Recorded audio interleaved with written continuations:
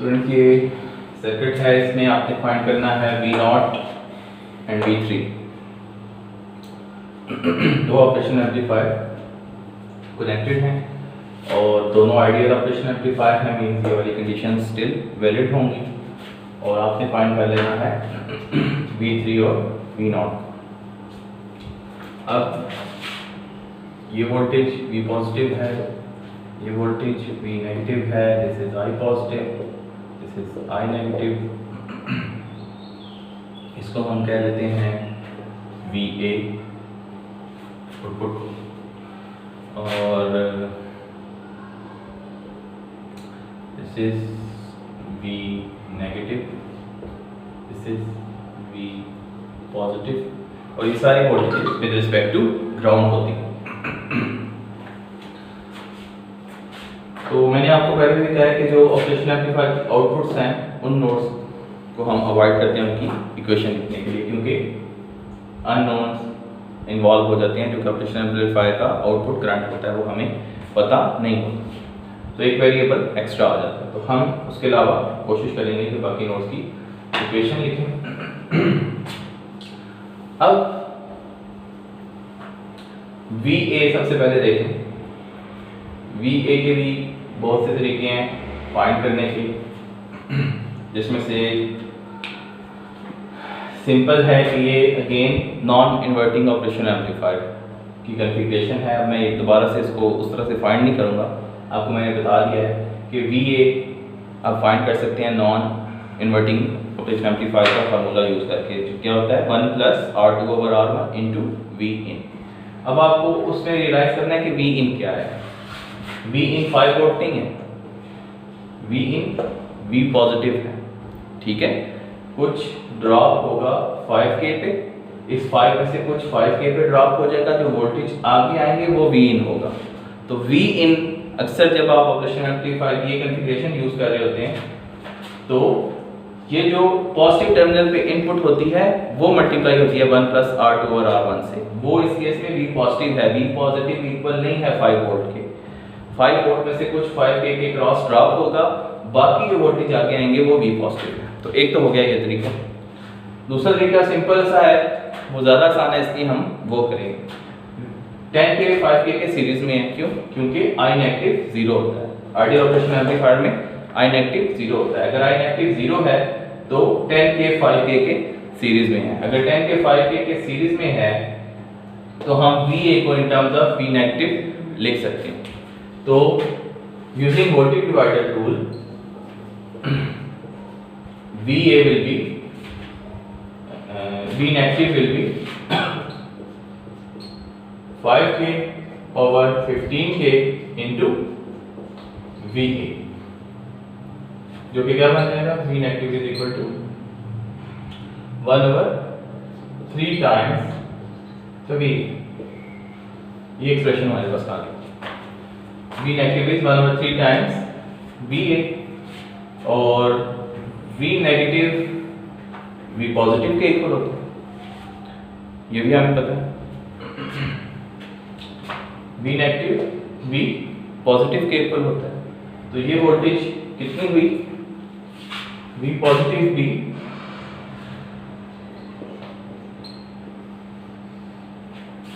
V positive V 1/3 times VA हो गई, ठीक है।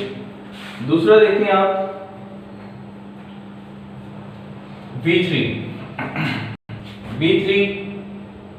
सेम वोल्टेज है V नेगेटिव की, ठीक है। V3 is equal to V negative, दोनों सेम पॉइंट की वोल्टेजेस हैं और आइडियल ऑपरेशन एम्पलीफायर में V नेगेटिव V पॉजिटिव के इक्वल होता है, तो V पॉजिटिव भी V3 के इक्वल है। तो बेसिकली ये जो वोल्टेज है ये V3 है, ऐसा ही है, because V3 is equal to V negative and V negative is equal to V positive and V positive is voltage across this 10K resistor, so हम इसको V3 लिख सकते हैं। अगेन अगर ये V3 है और I पॉजिटिव हमें पता है 0 होता है, तो 2.5 के 10K के सीरीज में है, तो यूजिंग वोल्टेज डिवाइडर रूल हम लिख सकते हैं कि V3 is 10K ओवर 12.5 के into VA। Total voltage is VA, total voltage in respect to ground is VA। V3 is equal to 10 के डिवाइड बाय 12.5 के इंटू VA, क्योंकि 2.5 V3 के सीरीज में।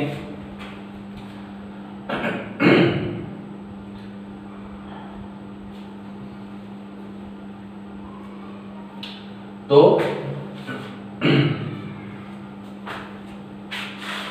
अगर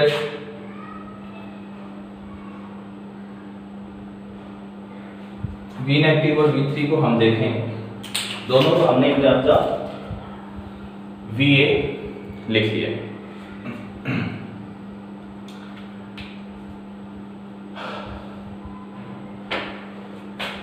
अब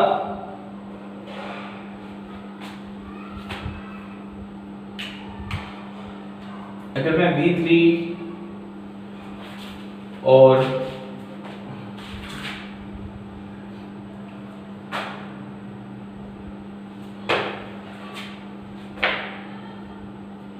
V3 की अगर मैं यूजिंग KCL इक्वेशन लिखूं,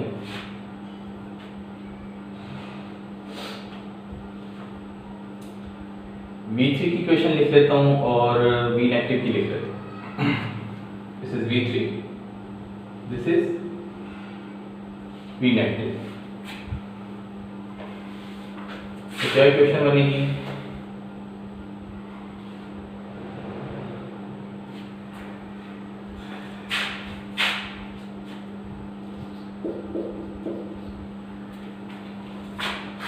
अब क्योंकि V पॉजिटिव V नेगेटिव के इक्वल है, तो मैं इनकी कॉमन इक्वेशन लिख लेता हूं। V नेगेटिव -5 और 5 के plus V negative, because V positive is equals to V negative and I am using V negative. V negative minus V3 over 2k plus V negative over 5k plus V negative minus VA over 10k equal to 0। और अगर मैं V3 की equation लिखूं, V3 over 10k plus V3 minus VA over 2.5k plus ये भी V3 है, V3 minus V negative over 2k plus V3 minus V naught over 3k equal to 0। इन दो equations को देखें आप।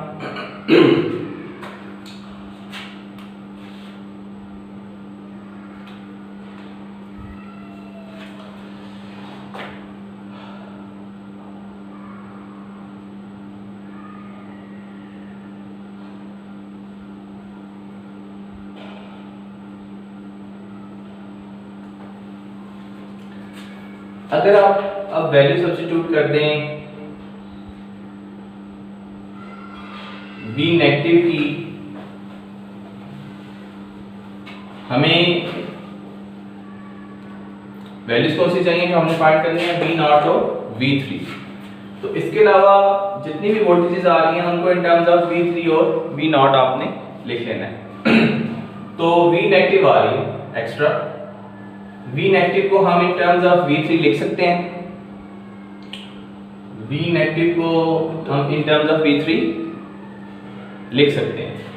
देखें, V negative is 1/3 VA and VA is equal to 12/5 divide by 10k। इससे मैं यूं लिख सकता हूं, VA is 12.5 k over 10k into V3। VA को इन टर्म्स ऑफ V3 लिख सकता हूँ, VA की ये वैल्यू आप यहाँ पुट कर दें 1/3 टाइम, ये क्या बनेगा 1.25 times V3 1.25 times V3 times V3. So V inactive is equal to this 1.25/3 times V3. तो V inactive को in terms of V3 लिख लिया मैंने, यहाँ भी V3 आ जाएगा, यहाँ भी V3 आ जाएगा, यहाँ भी V3 आ जाएगा, फिर आया VA। VA को in terms of V3 लिख सकता हूँ, या VA को in terms of V0 लिख सकता हूँ। We know that VA is equal to 3 times V inactive, and V inactive is this. VA is 3 V inactive and V inactive is this. तो VA को भी मैं in terms of V3 लिख सकता हूँ, तो VA भी in terms of V3 आ जाएगा। तो इन दोनों इक्वेशंस में VA in terms of V3 आ जाएगा और V negative in terms of V3 आ जाएगा, V negative in terms of V3, V3, V3, V3। तो दो इक्वेशन रह जाएंगी और दो अननोन रह जाएंगे। इन दो इक्वेशन में सिर्फ दो अननोन रह जाएंगे। हम V negative और VA को in terms of V3 लिख लेंगे, ठीक है। हम V negative को in terms of V3 लिख सकते हैं और VA को भी in terms of V3 लिख सकते हैं। तो ये दोनों वैल्यू अगर आप इस इक्वेशन में सब्स्टिट्यूट कर देते हैं तो आपके पास दो इक्वेशन रह जाएंगी जिसमें सिर्फ V3 होगा और V0 होगा। तो दो इक्वेशंस और दो अननोन रह जाएंगे आपके पास। सिंपली आप इस इक्वेशन को सॉल्व करके V0 और V3 फाइंड कर सकते हैं। एक तो इसका हो गया सिंपल सा ये तरीका, ठीक है। आपने इसको वोल्टेज डिवाइडर यहाँ पर यूज किया, इसको वोल्टेज डिवाइडर यूज किया, दो इक्वेशंस लिखी और फिर ये वैल्यूज उनमें सब्स्टिट्यूट कर दी, तो आपके पास V0 और V3 आ जाएगा। दूसरा तरीका इसका क्या है,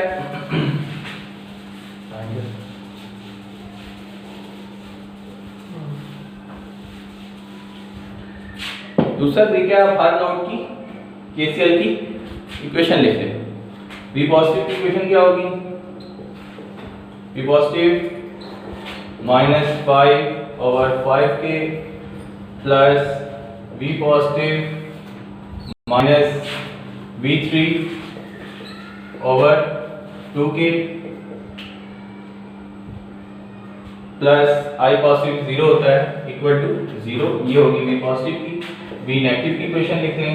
V नेगेटिव की इक्वेशन होगी V negative over 5k, V negative minus VA, V negative minus VA over 10k plus I negative equal to 0। V3 पे आ जाए, V3 की इक्वेशन क्या होगी, सॉरी इसको आप फिलहाल V पॉजिटिव लिखें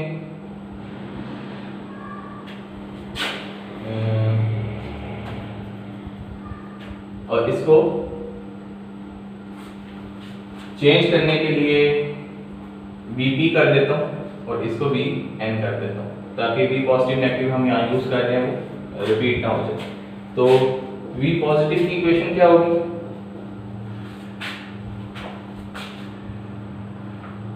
V positive minus VA over 2.5k plus V positive over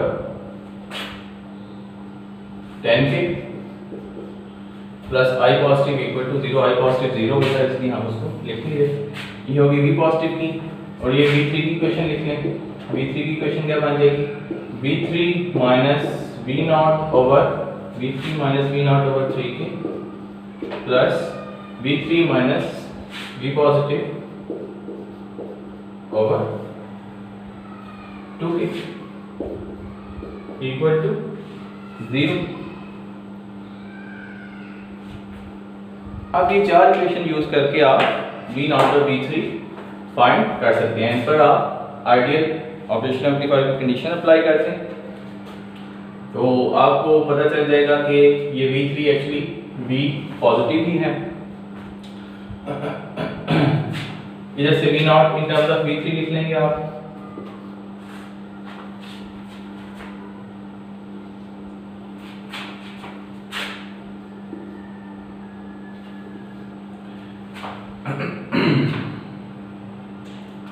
अब ये चार इक्वेशंस हैं और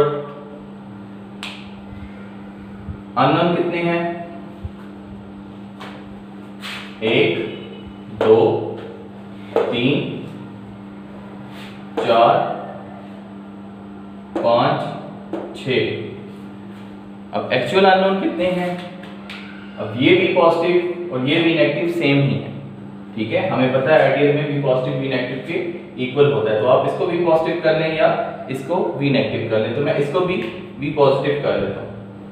ये हो गया भी पॉजिटिव, ये हो गया भी पॉजिटिव और कहीं भी नेगेटिव नहीं यूज हुआ। दूसरा, ये V3 और ये भी पॉजिटिव भी सेम ही है क्योंकि ये भी नेगेटिव है V3 और ये भी पॉजिटिव। हमें पता है ऑपरेशनल एम्पलीफायर में भी पॉजिटिव भी नेगेटिव के इक्वल होता है, तो जहां भी V पॉजिटिव है उसको हम V3 कर लेते हैं। तो जहां भी V पॉजिटिव है उसको हम V3 कर लेते हैं।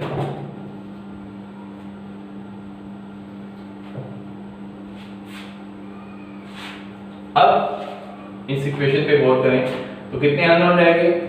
1 2 3 4 और 5। अब इसमें जाएंगे 5 अननोन। सिर्फ ये एक VA है जो एक एक्स्ट्रा अननोन बन रहा है, तो हमें पता है VA किसके इक्वल है?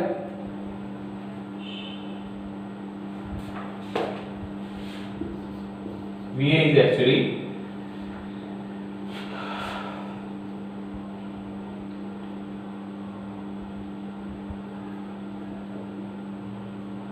V नेगेटिव है 5K over 15K time VA।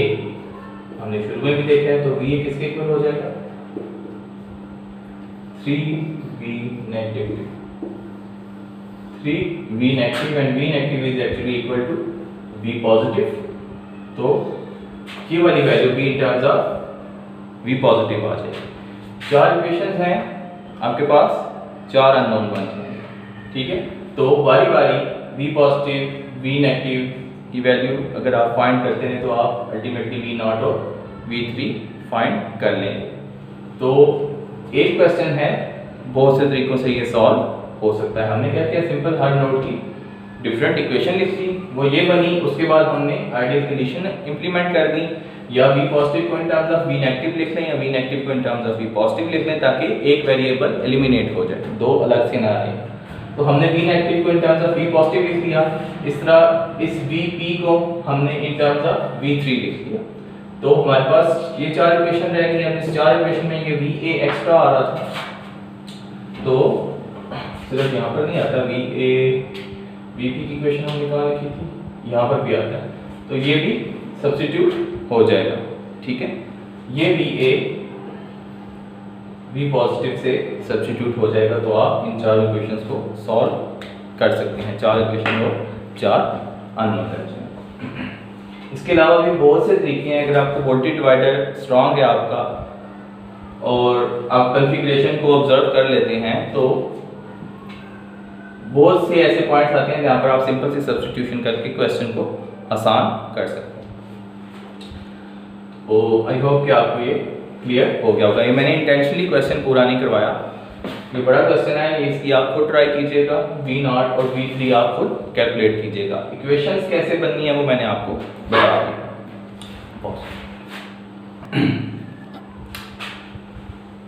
Instrument operation amplifier की एक एप्लीकेशन है कंपैरेटर्स। आप एनालॉग इनपुट्स को कंपेयर कर सकते हैं, ठीक है। जैसे मैंने आपको पहले बताया था, नेचुरली ये दोनों इनपुट का डिफरेंस ले रहा होता है ऑपरेशन एम्पलीफायर। तो दो टर्मिनल्स होते हैं इसके, पॉजिटिव और नेगेटिव। अगर दोनों पर हम इनपुट प्रोवाइड कर दें, positive terminal non inverting terminal पर भी और इन्वर्टिंग टर्मिनल पर भी अगर इनपुट प्रोवाइड कर देते हैं तो, और VCC हम पावर सप्लाई दे देते हैं, तो जब non inverting input inverting input से ज़्यादा होगी तो आउटपुट आपके पास VCC के करीब आ रही होगी। आपकी VCC जो वैल्यू है, लेट से अगर +5 है तो आपके पास आउटपुट मुसलसल +5 आ रही होगी। ये किस केस में होगा? जब non inverting input inverting input से ग्रेटर होगी, तो आपके पास जो आउटपुट पे वैल्यू आ रही होगी V0 पे, वो VCC के करीब आ रही होगी। अगर inverting input non inverting input से ग्रेटर हो जाए, ये वैल्यू इस वैल्यू से ग्रेटर हो जाए, तो आपके पास जो आउटपुट आती है वो VEE, जो आपकी ऑपरेशन एम्पलीफायर्स की पावर सप्लाईज होती हैं, उसमें जो VEE है जो नॉर्मली नेगेटिव होती है, तो लेट्स से अगर ये -5 है तो आउटपुट तब -5 के करीब आ रही होगी। तो ये बेसिकली कंपैरिजन करता है दोनों इनपुट्स का। सिंपली अगर पॉजिटिव टर्मिनल की इनपुट ग्रेटर है तो आउटपुट VCC के इक्वल आती है, अगर नेगेटिव टर्मिनल की आउटपुट ग्रेटर है तो आउटपुट VEE के इक्वल आती है। तो इसको यूज करते हुए आप दोनों इनपुट्स को कंपेयर कर सकते हैं और ये कंपैरेटर्स के ऑपरेशंस आप इससे परफॉर्म कर सकते हैं। तो जो इसकी बेसिक एप्लीकेशन होती है वो जीरो क्रॉसिंग डिटेक्टर होता है। कंपैरेटर जो है कि आपने अगर एक इनपुट पर लेट्स से वोल्टेज दे दी है और दूसरी इनपुट को आपने ग्राउंड कर दिया, लेट्स से इसको मैं ग्राउंड कर दूं। ग्राउंड करने का क्या मतलब है कि दूसरी इनपुट 0 कर दी। अब ये इनपुट किससे कंपेयर हो रही है? 0 से कंपेयर हो रही है। तो जीरो क्रॉसिंग का हमें कैसे पता चलेगा कि 0 क्रॉस हुआ है कि नहीं? जाहिर सी बात है, अगर इनपुट पर साइनसॉइडल वेव है, साइनसॉइडल वेव्स किस टाइप की होती हैं?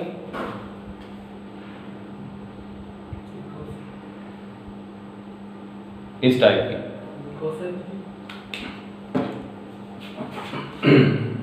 ये कोसाइन है, लेकिन थोड़ा सा इसको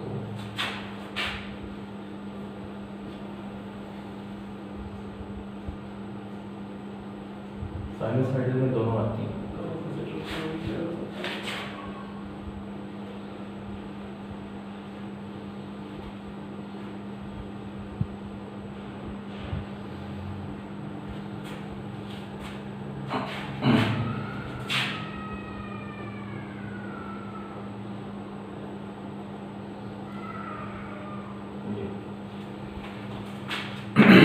अब इसमें 0 कहां पर क्रॉस हो रहा है? ये 0 से ग्रेटर हो रहा है। यहाँ पर आके अगर ये 0 है, यहाँ पर आके 0 से नेगेटिव में जा रही है, फिर 0 पर आया, फिर 0 क्रॉस हुआ है, फिर पॉजिटिव की तरफ चली गया, फिर 0 वैल्यू आई है, फिर नेगेटिव की तरफ। ये मैक्सिमम एम्पलीट्यूड VP होता है, मिनिमम -VP होता है। तो साइनसॉइडल वेव बहुत सी जगहों पर 0 क्रॉस कर रही है। यहाँ पर 0 क्रॉसिंग हो रही है, यहाँ पे 0 क्रॉसिंग हो रही है, यहाँ पे 0 क्रॉसिंग हो रही है, यहाँ पे 0 क्रॉसिंग हो रही है। तो होगा क्या कि जैसे ही आपकी, मैंने पहले भी कहा था कि पॉजिटिव टर्मिनल की इनपुट ग्रेटर होगी नेगेटिव टर्मिनल की इनपुट से, तो VCC के करीब आपका आंसर आएगा। तो इस स्टेज पर ये VCC के करीब आउटपुट दे रहा होगा। जब पॉजिटिव, अब ये सारी वैल्यूज 0 से ग्रेटर है ना, अब ये सारी वैल्यूज 0 से ग्रेटर हैं, तो पॉजिटिव टर्मिनल की वैल्यू 0 से ग्रेटर है, तो ये VCC के करीब आउटपुट दे रहा होगा। यहां पर आते ही जैसे ही ये नीचे जाएगा, 0 को क्रॉस करेगा, तो इनपुट पर कौन सी वैल्यू आ जाएगी? नेगेटिव। अब नेगेटिव 0 से ग्रेटर है? नहीं, नेगेटिव 0 से ग्रेटर नहीं है, तो ये फौरन स्विच करेगा VEE। अब नॉन इन्वर्टिंग टर्मिनल की इनपुट ग्रेटर हो गई है, तो उसने स्विच कर दिया, आउटपुट आ गई VEE पर। दोबारा जीरो क्रॉसिंग हुई तो दोबारा इन्वर्टिंग नॉन इन्वर्टिंग टर्मिनल की इनपुट ग्रेटर हो गई 0 से, तो दोबारा जो आउटपुट पे ऑपरेशन एम्पलीफायर की आएगा वो VCC आएगा, VCC। और अगेन जब जीरो क्रॉस होगा तो दोबारा VE। मींस इसको आप कहते हैं जीरो क्रॉसिंग डिटेक्टर कि साइन वेव कब कब जीरो को क्रॉस कर रही है। अब साइन वेव एक दफा पॉजिटिव साइकिल होता है, एक दफा नेगेटिव साइकिल होता है, तो सिंपल इसी कंपैरेटर के ऑपरेशन को यूज करते हुए आप डिटेक्ट कर सकते हैं कि साइन वेव कब कब जीरो को क्रॉस कर रही है। तो ये इसकी एक एप्लीकेशन है। तो आई होप कि आपको ये क्लियर हो गया होगा। हमने बेसिकली जो इस चैप्टर में करने हैं वो ऑपरेशनल एम्पलीफायर से रिलेटेड सर्किट्स हैं। DEE के कोर्स में फ़िलहाल आपसे सिर्फ यही एक्सपेक्ट किया जा रहा है कि अगर किसी सर्किट में ऑपरेशनल एम्पलीफायर आ जाता है तो आप इस काबिल हों कि उसको सॉल्व कर लें, क्योंकि अभी जो भी आपको सर्किट्स अवेलेबल होंगे उसमें जो ऑपरेशनल एम्पलीफायर होगा वो आइडियल ऑपरेशनल एम्पलीफायर आप उसको कंसीडर करेंगे और आइडियल ऑपरेशनल एम्पलीफायर ही दिया जाएगा। और रियलिस्टिक जो इसकी कॉन्फ़िगरेशन है, जो इसकी मॉडलिंग है, वो आप हायर क्लासेस में जाके उसको पढ़ेंगे। लेकिन इस कोर्स में आपको फिलहाल इतना पता होना चाहिए कि अगर आपके सर्किटरी में ऑपरेशनल एम्पलीफायर आ गया है तो आपने उस सर्किट को कैसे सॉल्व करना है। तो इसकी प्रैक्टिस कीजिएगा। कोई प्रॉब्लम हो तो व्हाट्सएप के ग्रुप में मुझसे पूछ लीजिएगा।